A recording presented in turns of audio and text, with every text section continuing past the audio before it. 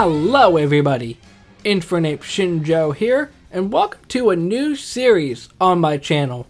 And it is, if you could tell from the thumbnail and the title, I am going to be listing off my thoughts on every Pokemon series.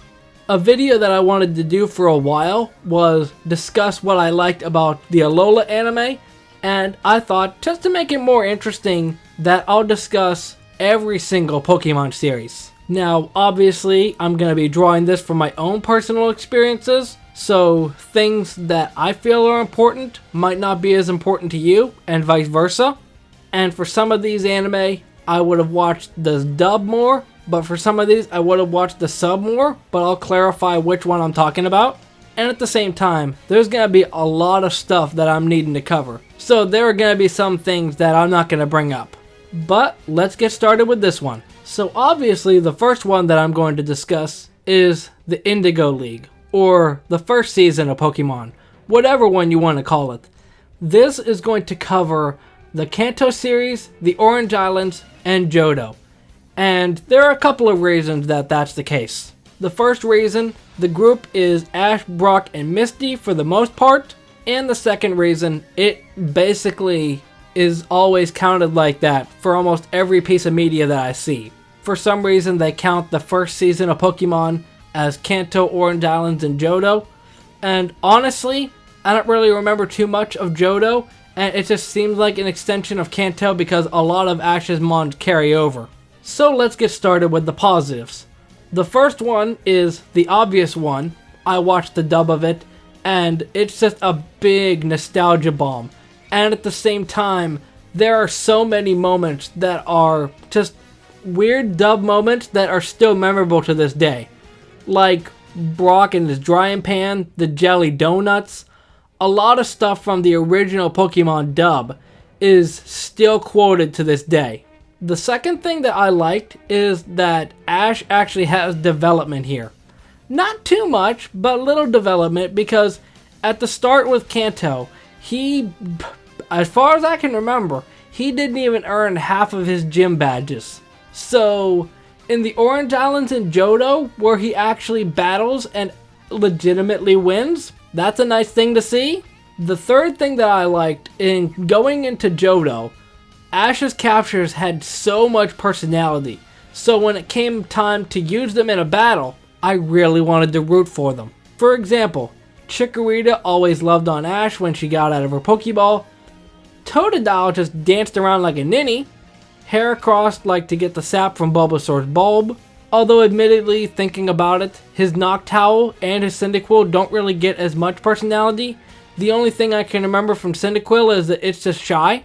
But his Johto mons had so much more personality compared to his Kanto and Orange Islands teams. And the final thing that I liked was that the way they wrapped it up just felt like a nice little send-off. Like the fact that Misty actually gets her bike back, which is the main reason she palled around with them.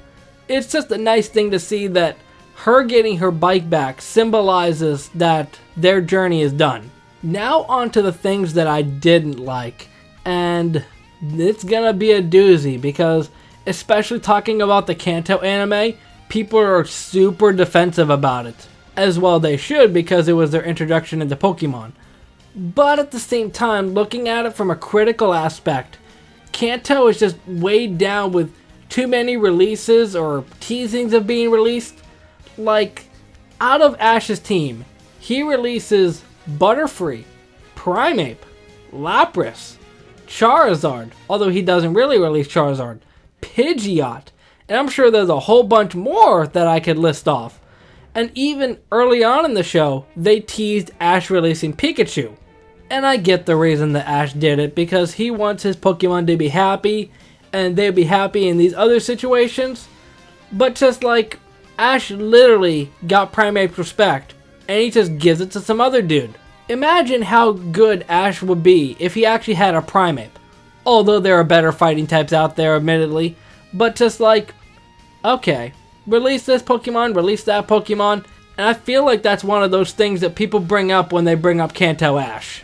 Another thing that I didn't really like, and this kind of trickles into other series, which you'll see later, a lot of Ash's Pokemon were just underutilized. Because like every battle essentially revolves around Ash winning with Pikachu, or when he gets Charizard, using Charizard, especially when Charizard obeys him. Although at the same time, Pikachu is just broken, especially in Kanto, and Charizard's his fully evolved Mon, so it kind of makes sense that he relies on them, but at the same time, Ash makes do with unevolved Pokemon in other series. It just seemed to me that Ash relied too much on Pikachu and Charizard. So on to Brock and Misty. They didn't really do much in Kanto. I mean, Brock left, replaced with Tracy. I'm not even going to bring up Tracy because it's not really worth bringing up. But just like when Brock and Misty were there, they didn't really do much. Like, they were just cheerleaders when Ash was battling. The only time they really battled is when Team Rocket's involved, and I'll get to them. The only real time that Misty got to do something was the Whirl Islands, which, even then, it was just a tournament. Although at the same time, I can kind of get what they were going for back in the early days of anime, that the main girl typically doesn't do much of anything. The only thing is just beating the snot out of Team Rocket. Which translates nicely into my last con, Team Rocket. Honestly, this wouldn't really be as much of a con if it wasn't for their debut. Because like they literally break into a Pokemon Center and are legitimate threats to Ash. But after that one episode, they just turn into jokes. I'd really like to know the reason that they changed Team Rocket from being super serious to incompetent. Because after Team Rocket became incompetent, a lot of the episodes just started with Ash and company fall into a hole that's set by Team Rocket. They try to capture a Pokemon. It doesn't work. They blast off. Start over again in the next episode. It just felt very repetitive. But overall, I will say that it's a good start to the series as a whole. But it just started with Ash winning battles by just dumb luck. I mean, setting off the sprinklers in Brock's gym. Saving Seal from a Team Rocket battle, which, again, Team Rocket interrupted a lot of battles in Kanto. The dub OST and the dub dialogue is still god tier to this day, and it's just super iconic because of that and all the dub changes. But just like, a lot of it just feels like wasted potential and super dated. But that is going to be the end of this episode. I really don't have an idea of how long I want the episodes to be, so whatever it ends up being is how long the episode's going to be. I just read off my notes and just go from there. But let me know what you think about this, and let me know what you think about Kanto as a whole. And like I said, if I went through every single thing, then it would just be a lot. But I do plan on doing these for the other Pokemon series. The only one I'm not going to cover is Journeys because it's not finished yet. But look forward to the Hoenn episode. But until then, Momentai.